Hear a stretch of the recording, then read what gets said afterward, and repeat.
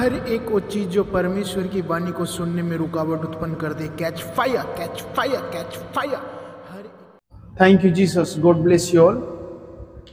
फिर परमेश्वर ने उनसे कहा, सुनो, जितने बीज वाले छोटे छोटे पेड़ सारी पृथ्वी के ऊपर है और जितने वृक्षों के बीज वाले फल होते हैं वे सब मैंने तुमको दिए हैं, वे तुम्हारे भोजन के लिए हैं। तब परमेश्वर ने जो कुछ बनाया था सबको देखा तो क्या देखा कि वह बहुत ही अच्छा है। तथा सांझ हुई, फिर भोर हुआ, इस प्रकार छठवां दिन हो गया।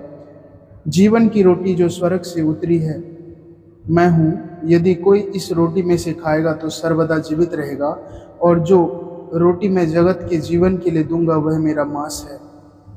Thank you Jesus.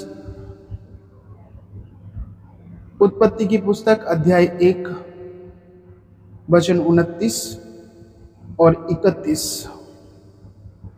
परमेश्वर द्वारा सृजे गए प्रत्येक प्राणी को अपने जीवन को निर्वाह करने के लिए भोजन की आवश्यकता होती है। इसलिए परमेश्वर ने अपने मनुष्य और जीव जंतुओं के लिए भोजन का प्रबंध किया। इसमें प्राकृतिक मनुष्य तथा आत्मिक मनुष्य दोनों का भोजन सम्मिलित है। यह परमेश्वर का बनाया हुआ नियम है कि भोजन के अभाव में मनुष्य जीवित नहीं रह सकता। इस पृथ्वी पर परमेश्वर की योजना को पूरा करने के लिए मनुष्य को शक्ति पाने के लिए भोजन की आवश्यकता है। भोजन आपूर्ति बंद हो जाने से निर्बल सैनिक युद्ध में हार जाते हैं। भूख के चरम स्तर पर पहुंचने पर वह छोटा उराव पुत्र सूअरों का भोजन खाने के लिए भी तैयार था। भूख बहुत खराब होती है।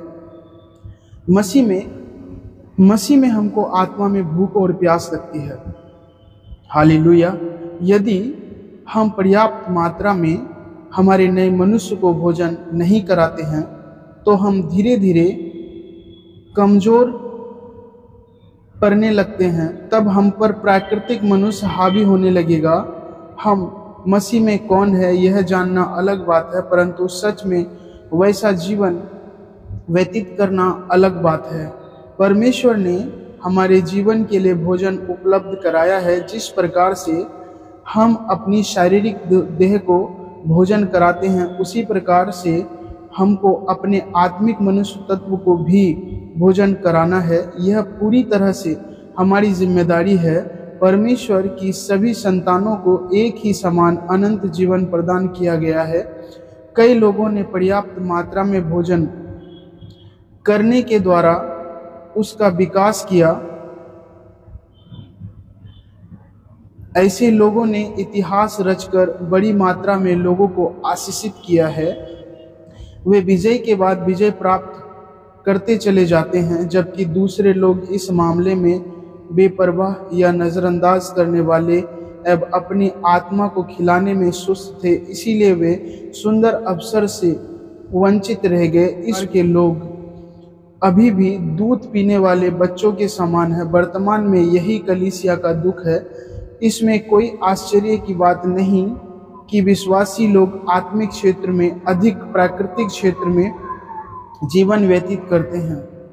यह बातें मसीह की देह में डहा, झगड़े, विभाजन एवं सांसारिकता को दर्शाते हैं। सुसमाचार यह है कि परमेश्वर की संतानों में से किसी को इन बचकानी स्थिति को ग्रहण करने की कोई आवश्यकता नहीं है। हम परिपक्वता की ओर, सामर्थ्य से सामर्थ्य की ओर बढ़ सकते हैं। हम प्रारंभिक बातों से आरंभ कर सकते हैं, आत्मिक परिपक्वता और सिद्धता की ओर आगे बढ़ सकते हैं। इब्रानियों अध्याय 6 वचन 1। हमारे आत्मिक जीवन की शक्ति हमारे हाथों में है। नई वाचा के अनुसार परमेश्वर से सामर्थ्य की मांग करना बाइबल संगत नहीं है। हमको मजबूत एवं परिपक्व होने के आदेश दिए गए हैं। इब्रानियों अध्याय 6 वचन 10। हमको मसीह में बढ़ने की आज्ञा दी गई है। दूसरा पत्रस अध्याय 3 वचन 18। हमको उन्नति करने एवं मजबूत होने की आज्ञा मिली है। पहली कुरिन्थियों अध्याय 14 वचन 4। यहूदा की पत्री आयत 20। हमारी आत्मा की आवश्यकता को पूरा करने के लिए हमको पर्याप्त भोजन प्रदान किया गया है। हमारे आत्मिक मनुष्य के लिए सबसे रहस्यमय भोजन परमेश्वर का वचन है। यह बच्चों के लिए दूध तथा जवानों के लिए रोटी एवं अन्य है। मसीह में हम चाहे तो हमेशा दूध पीते बच्चे बने रह सकते हैं, अन्यथा पूर्ण जवान बन सकते हैं। यह हमारा चुनाव है। परमेश्वर आज हमको मजबूत, बलवंत और मसीह में विजयी होने के लिए बुलाता है। पहला यूहन्ना की पत्री अध्याय 2 वचन 14। यह तभी संभव है जब परमेश्वर का वचन हम में बना रहता है। अपनी असफलता के लिए दूसरों को दोष न दें। यदि हम अपनी आत्मिक मांसपेशियों को मजबूत बनाने के लिए तैयार हैं तो मसीह में हम एक विजेता हैं। आमीन। मसीह में आने के बावजूद भी हम एक आत्मिक युद्ध में सम्मिलित हों, जिसके लिए हमको बल और जीवन शक्ति की आवश्यकता है। योनातन ने जब थोड़ा सा मधु लेकर चखा तो उसकी थकी आंखों में चमक आ गई। पहला शमूएल की पुस्तक अध्याय 14 वचन 27। परमेश्वर का वचन हमारे मुंह में मधु के समान है। यदि हम ने बहुतायत से परमेश्वर का वचन खाया होता तो हम अपने जीवन के बहुत से युद्ध ऐसे ही जीत जाते। कितना बड़ा नुकसान हुआ, लेकिन अब हमारे शत्रु को समाप्त करना बड़ी बात नहीं है। पहला शमूएल अध्याय 14 वचन 30। जिस प्रकार से अदन की वाटिका हर प्रकार के फलों से सुंदर भोजन से भरा हुआ था, उसी प्रकार से परमेश्वर ने हमारे नए जीवन के लिए बहुतायत से भोजन का प्रबंध किया है। परमेश्वर का वचन दूध, मधु, रोटी, मांस और वह सब कुछ है जो हमारे बढ़ोतरी के लिए आवश्यक है। तो हम भूखे क्यों रहें या फिर इस संसार के कूड़े में से खाने का प्रयास क्यों करें? हमारा शत्रु पूरी ताकत लगाकर हमको जहरीली वस्तुएं खिलाने का प्रयास करेगा। वह कभी भी आत्मिक भूख नहीं मिटा सकता, लेकिन वह हमारी शारीरिक भूख को बढ़ाने का प्रयास करेगा।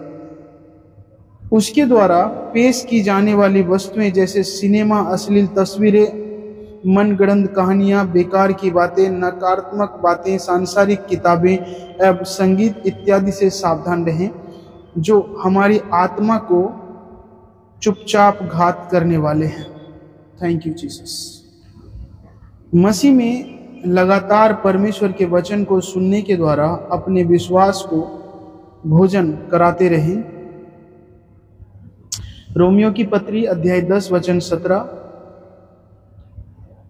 5 प्रकार की सेवकाइयों का अधिक से अधिक उपयोग करें। ये सेवकाइयाँ हमको मसीह में मजबूती प्रदान करने के लिए दी गई है। आत्मिक वरदान हमारी आत्मिक उन्नति के लिए दिए गए हैं।